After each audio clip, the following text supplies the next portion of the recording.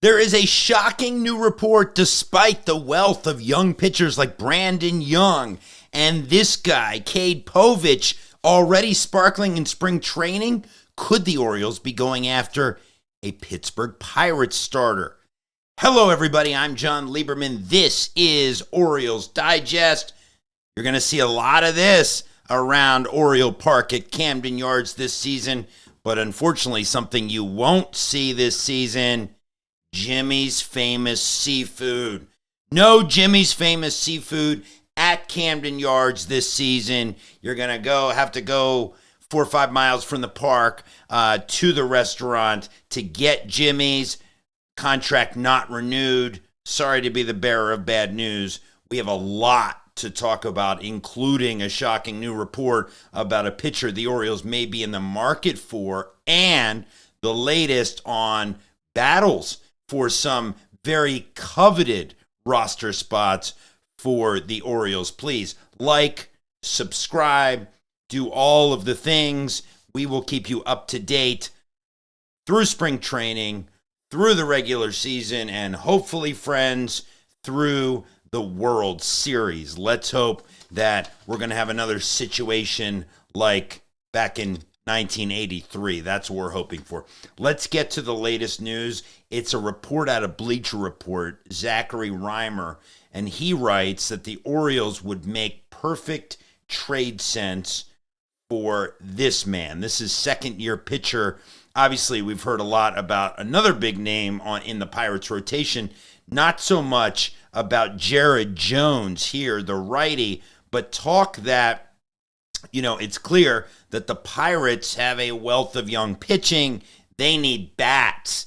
They need hitters. They need power. They need everything in the lineup. And so this Bleacher report talks about the Orioles making perfect sense for a trade for this man, Jared Jones. Let's take a look at Jared's stats for a moment. Young guy, 23 years old, 6 feet tall. He pitched in 22 games last season. He was solid, to say the least. 121 innings pitched. He did give up 18 dingers, but he averages more than a strikeout an inning, gave up 106 hits. ERA shade above 4, and you can see his whip as well. He was a former second-round pick, 6-8 last year. He has that ERA, but at 23, a lot of upside. And obviously the Orioles have a lot of experience in developing young homegrown pitchers, some of whom we're going to get to in just a moment. So I will come back and ask you. We're going to talk about Brandon Young in just a moment. We're going to talk about Cade as well. But let me ask you, would you go after Jared Jones? What bats would you part with to get a Jared Jones who would probably slate in somewhere in the middle of your rotation at this point? The issue is, and I wouldn't do it. Just for the record, I wouldn't go after Jared Jones right now. I'm going to tell you why in a second. And it stems from a Baltimore Sun headline, which I'm going to get for you right now. If I could grab it right here. With the Orioles roster projections, this in the Sun this weekend: Coby Mayo, Cade Povich facing long odds as spring games begin. And I'm going to start with the Cade Povich part because I also want to put Brandon Young into that conversation as well, and why they're facing long odds to make the team. And here's why. So, if you start, let's start with, who do you want to start with? Let's see. Where's Brandon? Let's start with Brandon Young. So Brandon Young, homegrown Orioles pitcher, really looked good in his first time out in spring training. 3 innings pitched, 2 hits, 2 Ks. He strikes out a lot of batters. He's on the outside looking in, though, as well. And he's on the outside looking in for the same reason that Cade Povich is on the outside looking in as well.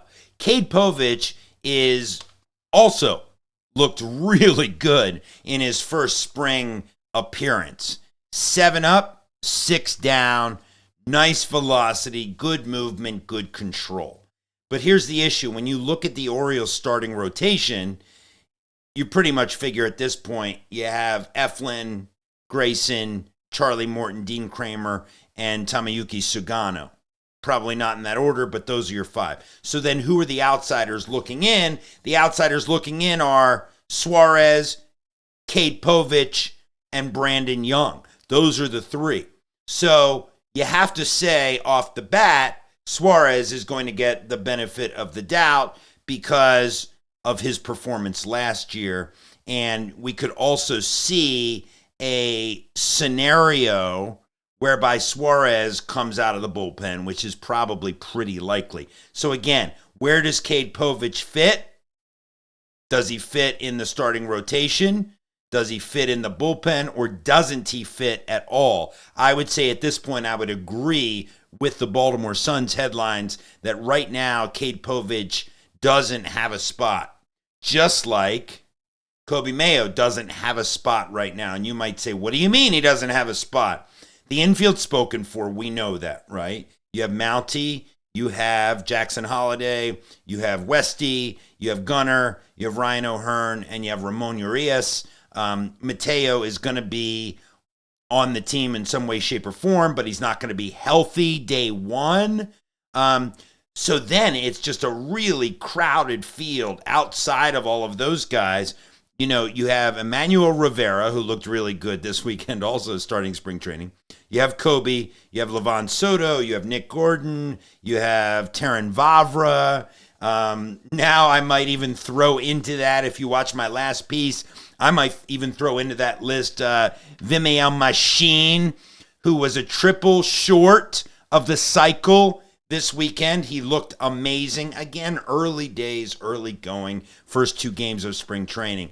But again, if you go back to the Sun paper headline, Kobe and Cade facing long odds, I don't see them making the opening day roster unless they just both kill it during spring training. And even in that case, and look, folks, this is a good problem to have when you're this deep, when your pitching is this deep, when your infield is this deep. This is one of the deepest Orioles teams. Now, look, don't confuse deep with necessarily a World Series championship, because we need people to perform. On paper, this is a very deep team, a team that I told you, and I'll say it again, it will come down to, does Sugano pitch the way he pitched overseas?